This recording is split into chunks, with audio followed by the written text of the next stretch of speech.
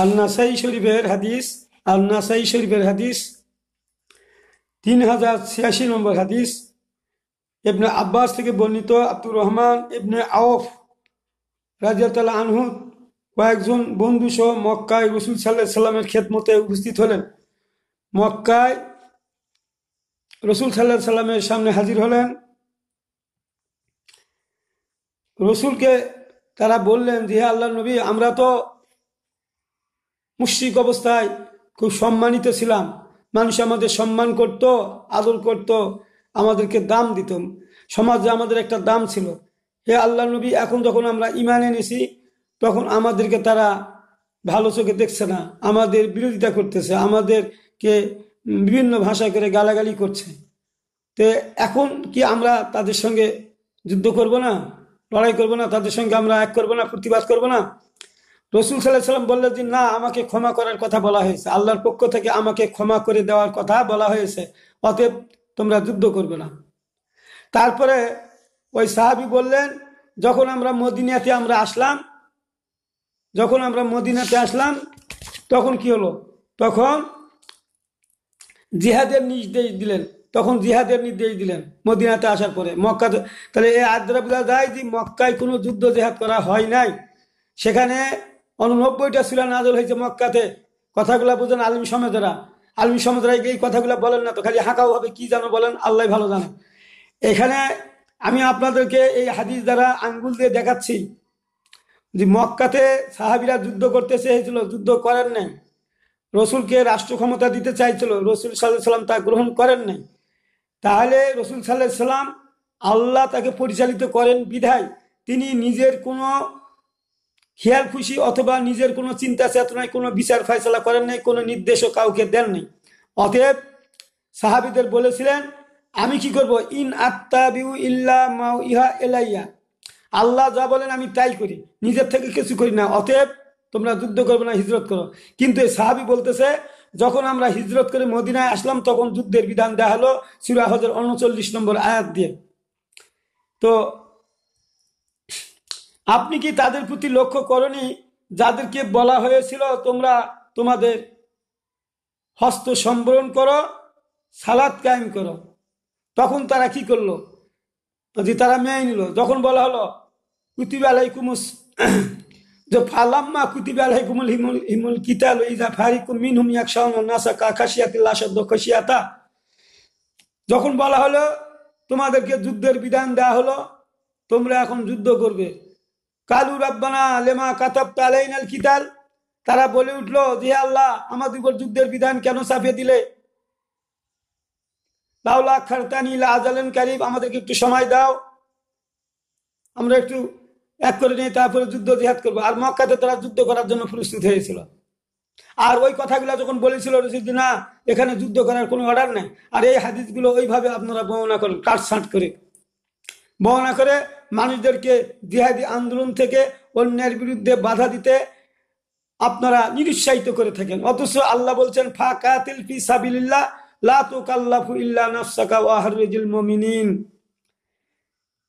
তোমরা আমার পথে অন্যের বিরুদ্ধে লড়াই করবে, যুদ্ধ করবে, আর এ ব্যাপারে তোমাদেরকে জিজ্ঞাসাবাদ করা হবে এবং মুমিনদেরকে উদ্বুদ্ধ করো জিহাদে। তার মানে জিহাদে উদ্বুদ্ধ করবে মুমিনদেরকে সকল প্রকার, ওয়াকাতিলুম হাত্তা লা তাকুনা ফিতনাতু ওয়া ইয়াকুনা দ্বীনু কুল্লুহু লিল্লাহ, তোমরা তাদের বিরুদ্ধে সংগ্রাম অব্যাহত রাখো যতক্ষণ না দুনিয়া থেকে ফিতনা ফাসাদ উচ্ছেদ হবে, আল্লাহর জমিনে আল্লাহর বিধান কায়েম না হবে। তাহলে আমাদের দেশে ফিতনা ফাসাদ আছে না? জাহিলিয়াতের সমস্ত নিয়ম কানুন আমাদের মধ্যে চালু আছে। তাহলে এবং আল্লাহর আইনে কোনো বিচার ফয়সালা হচ্ছে না। অতএব আমাদের সকলকে এই অন্যায়ের বিরুদ্ধে জিহাদ চালিয়ে যেতে হবে, এটা আল্লাহর অর্ডার, আমরে শিকার। তো আলেম সমাজরা আপনারা এই আয়াতগুলো কি ভুলে যান? আর উদাহরণ দেন যে রসুল তো রাষ্ট্র ক্ষমতা চান নাই, মক্কাতে দিতে চেয়েছিল, রসুল নেন নাই, যুদ্ধ জিহাদ করেন নাই, আপনারা কেন বলেন? তো আপনারা এই কথা বলার পিছনে কারণ যেটা আমি খুঁজে দেখেছি সেটা হলো এই যে আপনারা যেহেতু ওই দ্বিতীয় হিজরির রোজা পর্যন্তই আমল করেন আর এর বাহিরে আসতে চান না। এর বাহিরে তো অনেক সূরা নাযিল হলো, পরবর্তীতে অনেক সূরা নাযিল হলো, সেগুলাতে কি আসলো, কি ঘটনা আছে, এগুলা তো খুঁজে দেখছেন না। কোরআন কি একবারে রসুলের উপর নাজিল হয়েছিল না, ধীরে ধীরে কর্মে কর্মে রসুলের উপর ধারাবাহিকভাবে 23 বছরে নাজিল হয়েছিল। এই জিনিসগুলো আপনাদের মাথায় থাকতে হবে না, কথা বললে তো হুঁশ হারিয়ে ফেলেন। এই দেখেন, আমি একটা উদাহরণ দিই। কালকে ইউটিউবে আমি একটা কথা দেখলাম যে ওরা বলছে যে একজন বলছে যে খাদিজা তো এক উক্ত নামাজ পড়েন নাই, খাদিজা এক উক্ত নামাজ পড়েন নাই, রোজা করেন নাই, কিচ্ছু করে নাই। ও কথাটা ঠিক, কিন্তু ঘটনা তো অন্যরকম। এটা তো না বললে জনগণ তো বিভ্রান্ত হয়, স্বাভাবিক। মক্কাতে নামাজ 5 ওয়াক্ত নামাজ ফরজ ছিল না, নামাজ তো ছিল। ইমাম জোহরি থেকে হাদিস আসছে যেটাতে যে তিনাকে বলা হয়েছিল, মা আয়সা, রসুল সাল্লাল্লাহু আলাইহি সাল্লামের হিজরতের পূর্বের নামাজ কি ছিল? তখন তিনি বললেন যে রসুলের উপর প্রথমে 2 রাকাত নামাজ ফরজ হয় মক্কাতে, তারপরে ফির 2 রাকাত, এই 4 রাকাত নামাজ। রসুল যখন দাওয়াতি কাজ করতেন, বাইরে যেতেন, তখন বাইরে তিনি 2 রাকাতই পড়তেন, বাড়িতে আসলে আবাসে আসলে 4 রাকাত পড়তেন। এটাই ছিল মক্কার নামাজ। আর এই নামাজটা তো ষষ্ঠ সূরা মুমিনুন নাজিল হওয়ার পূর্বের হাদিস। আর খাদিজা 5 ওয়াক্ত নামাজ তো পড়ে না, এটা ঠিক আছে, কিন্তু 4 রাকাত নামাজ তো পড়ছেন বাড়িতে রসুলের সঙ্গে।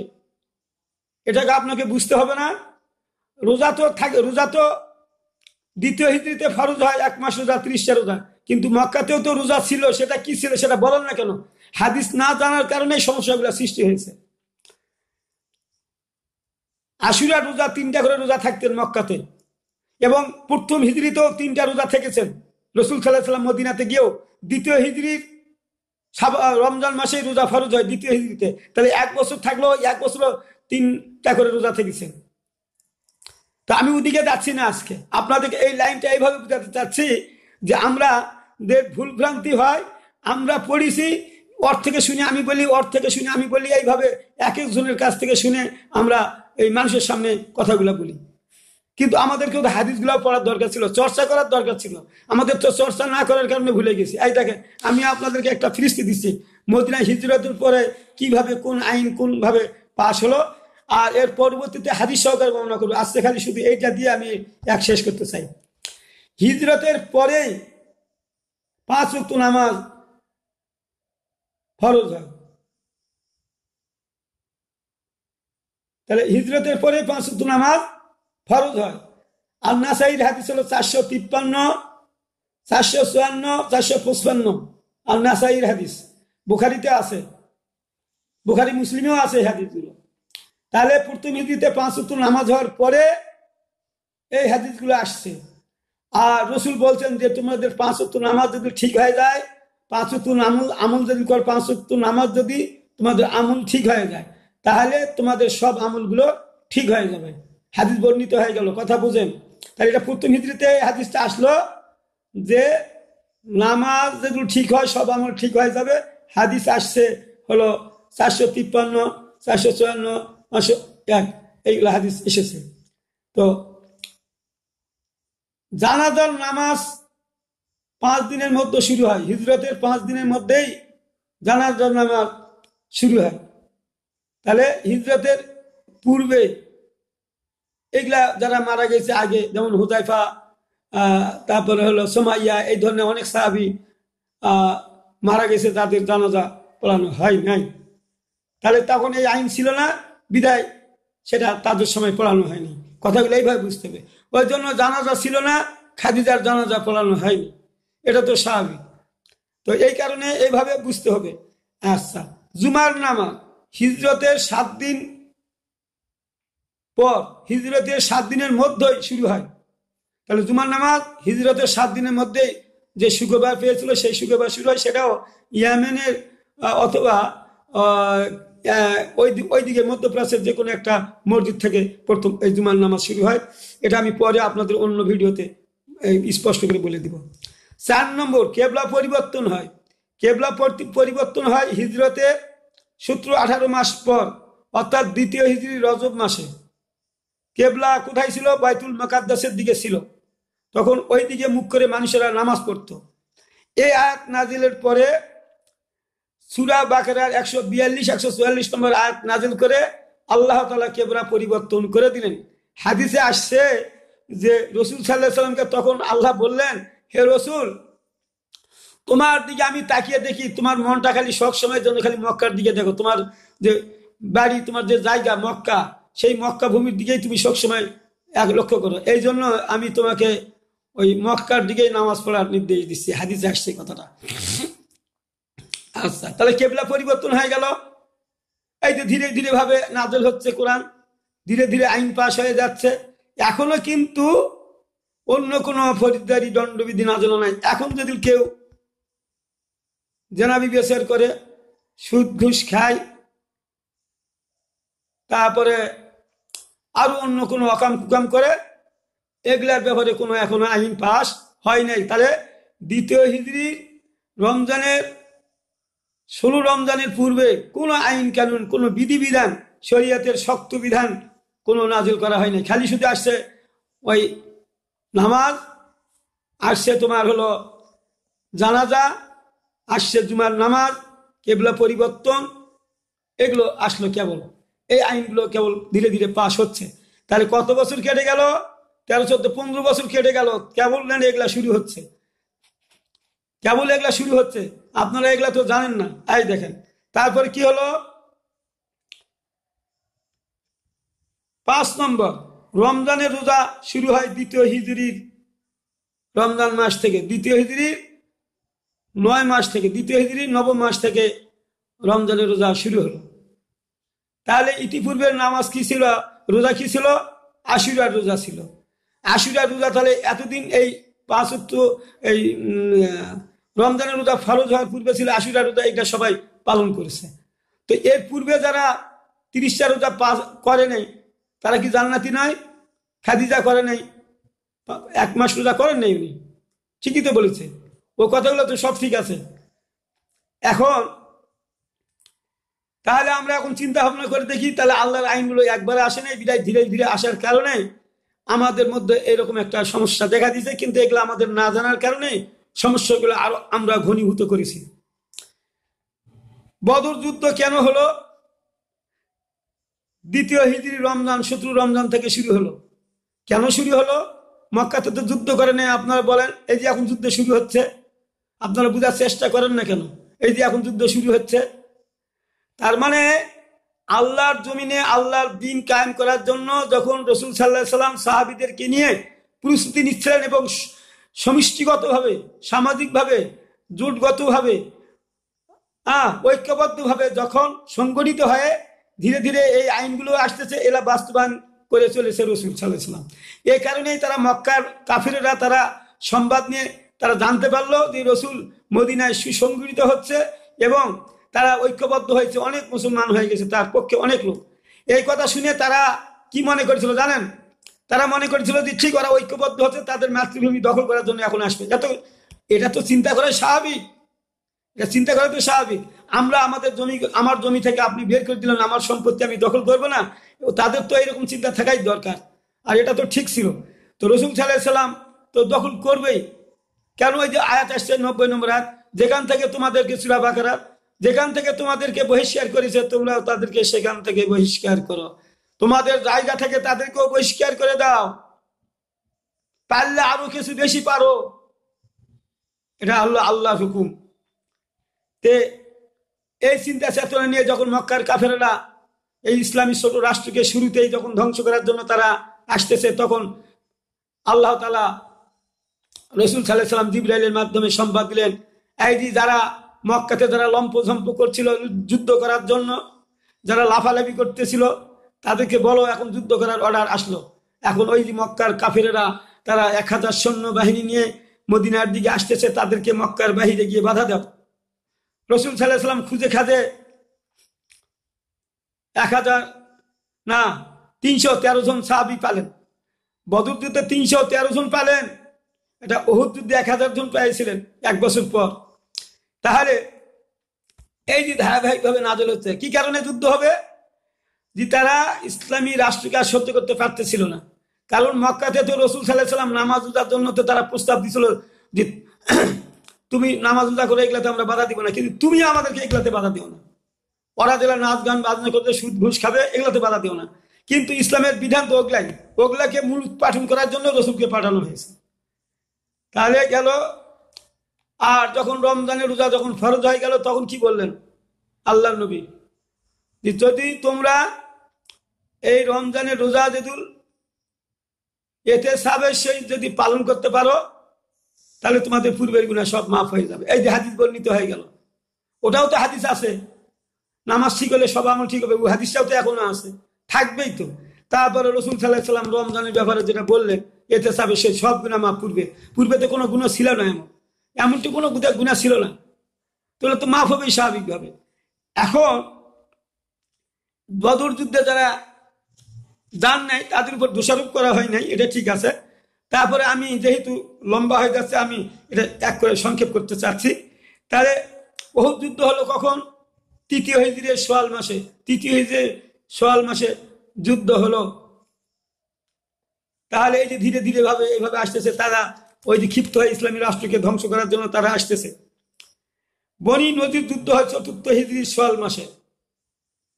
আবার এক মাসে বনি নদীর যুদ্ধে একটা বড় যুদ্ধ হয়েছিল, বনি নদীরকে মক্কা থেকে মদিনা থেকে বহিষ্কার করা হয়েছিল। এই যুদ্ধটা হয় 624 খ্রিস্টাব্দে। 9 নম্বর ওয়ারিশি আইন পাশ হয় চতুর্থ হিজরির মুহররম মাসে। ওইটি ওহুদ যুদ্ধে ৭৬ জন সাহাবী শহীদ হওয়ার পর তাদের খোঁজ খবর নেওয়ার জন্য রাসূল সাল্লাল্লাহু আলাইহি ওয়াসাল্লাম জাবির রাদিয়াল্লাহু তাআলাকে সঙ্গে নিয়ে তিনি সফওয়াত নামে গ্রামে যাই উঠেছিলেন। উঠে বিচার ফায়সালা করছেন। ওই যে সূরা আন-নিসার 11, 12, 13, 14 নম্বর আয়াত নাজিল করে ফারাজি আইন, এক ছেলে সমান 2 মেয়ে পাবে, 2 মেয়ে যতটুকু পাবে এক ছেলে ততটুকু পাবে। মেয়ে যদি 2 এর অধিক হয় তাহলে 3 ভাগের 2 ভাগ মেয়েরা পাবে, 1 ভাগ ফৌতা হিসেবে অন্যরা পাবে। আমি ওদিকে যাচ্ছি না। ফারাজি আইন তাহলে শুরু হলো কখন? চতুর্থ হিজরির মুহররম মাসেই শুরু হয়ে গেল সূরা নিসার 11, 12 নম্বর আয়াত দিয়ে। তাহলে এখন আমি আপনাদের বুঝাতে চাচ্ছি যে এই যে ফারাজি আইন এর পূর্বে যে ছিল না, তো এর পূর্বে তো জমাজমি ভাগ করেছে, অনেক সাহাবী ভাগ করেছে, এক করেছে, তারা তো মারা গেছে। তাহলে এদের কি হবে? এদের কি হবে? তাহলে হাদিসটা আসছে, আমি অন্যদিন দিব, আমি আসে খালি একগুলা বলে যাই। তো সেই হাদিসের হলো ব্যাখ্যা হলো যে এখন থেকে তোমরা কেহ আর রসুলের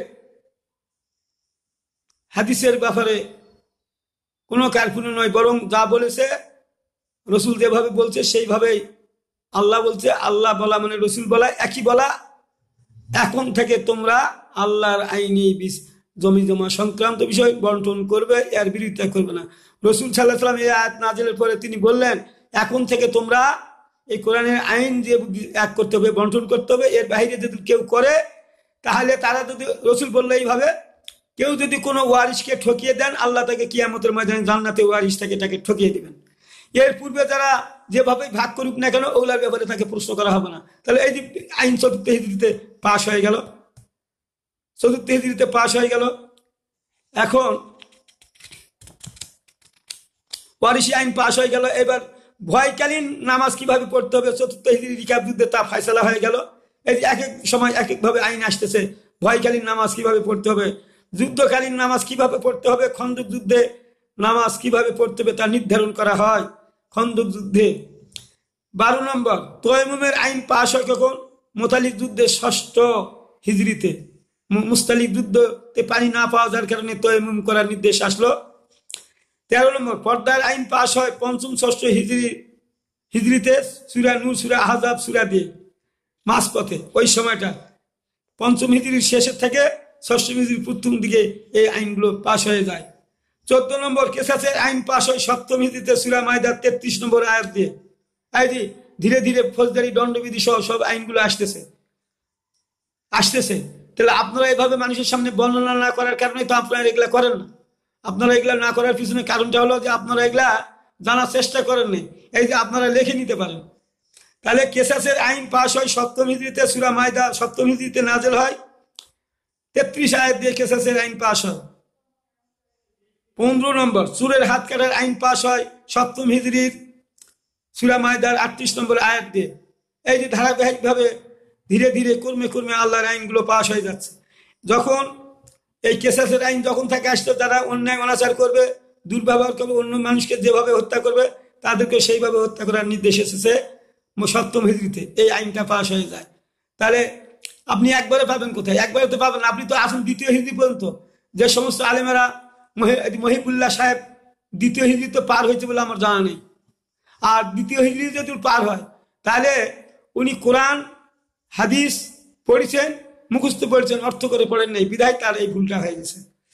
আচ্ছা, চুরের হাত কাটার আইন কোনোদিন কোনো আলেম বলছে? মসজিদে বলে? আমি তো শুনি না। বলে দুই একটা কোনোদিন একদম শুনছিলাম, তা মসজিদে কিনা জানি না। তাহলে এই আইনগুলো হিজরতের শেষ ভাগ থেকে নাজিল হচ্ছে, আপনারা এই আইনগুলো মানবেন না? না মানিয়ে আপনি নামাজ পড়ে আপনি জান্নাতে যাওয়ার জন্য বসে আছেন। আমরা তো সর্বশেষ উম্মত, আমরা আবার ফির ১৫০০ বছরের উম্মত, আমাদের উপর শরীয়তের সব বিধানগুলো প্রযোজ্য হবে। এই জন্য চুরের হাতও আমাদের কেটে দিতে হবে। এই ধরনের আইন না থাকলে আমাদের যুদ্ধ অব্যাহত থাকবে। যতক্ষণ ফিতনা ফাসাদ দূর না হবে এবং আল্লাহর জমিনে আল্লাহর বিধান না কায়েম হবে, ততক্ষণ সংগ্রাম চালাবে। তা আপনি কিভাবে এক করবেন? আল্লাহর আইন আনবেন, যুদ্ধ করে আনতে? আল্লাহ তো বলছে যে এগুলো যুদ্ধ করে বন্ধ করতে হবে, সংগ্রাম করেই তো বন্ধ করতে হবে। আপনি সংগ্রাম বাদ দিলেন কেন? ওই দিকে কথা দাওয়াত দিয়ে হবে, এখানে তো আল্লাহ সংগ্রাম করার কথা বলা হচ্ছে। আল্লাহ তো সংগ্রাম করার কথা বলা হচ্ছে যে তোমরা তাদের বিরুদ্ধে সংগ্রাম করবে। এমনি এমনি তো হবে না, সংগ্রাম মানে কি? লড়াই, যুদ্ধ। আর এনাতুল্লাহ আবদুল সাহেব বলছেন যে দাওয়াত দিয়েই হবে সব মানুষকে। রসুল বুঝে নাই, এই আইনগুলো আনতে গিয়ে যুদ্ধ জেহাদ করতে হয়েছে।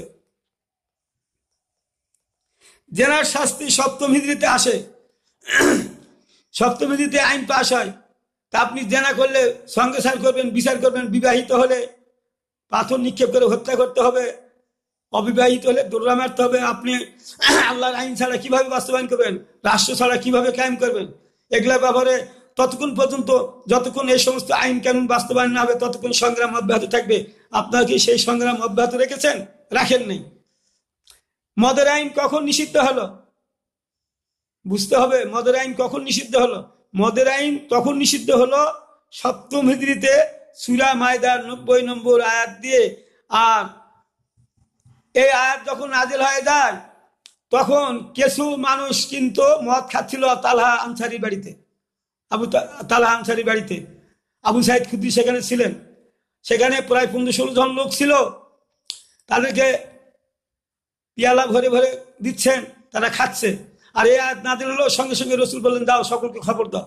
খবর দিতে গিয়ে দেখেন যে আবু তালহা আনসারী বাড়িতে মদ পান করা আসর বসে গিয়েছে। যখন এই আয়াত, এটা কি হলো? তাহলে কি হলো? মদ তো তাহলে সপ্তম হিজরিতেও মদ খাওয়া চলছিল। আপনাদের বুঝতে হবে, ভিন্ন ব্যাখ্যা করলে হবে না। মদ কতদিন? সপ্তম মানে কি? সপ্তম মানে কি? রসুলের ওদিকে হলো ১৩ আর ৭, ২০ বছর। ২০ বছর, নবুয়তের ২০ বছর পর্যন্ত মদ খাওয়া অব্যাহত ছিল। এটা বললে তো অনেকে খেপে যাবেন, তাই না? খেপবেন কেন? হাদিস বুঝতে হবে, কোরআনের নাজিলের ধারাবাহিকতা বুঝতে হবে। হাদিস আছে কতগুলো হাদিস, 10টা হাদিস বুখারীতে এসেছে মদের। এগুলা অন্যদিন আমি দিয়েছি, আরো দিব সামনে।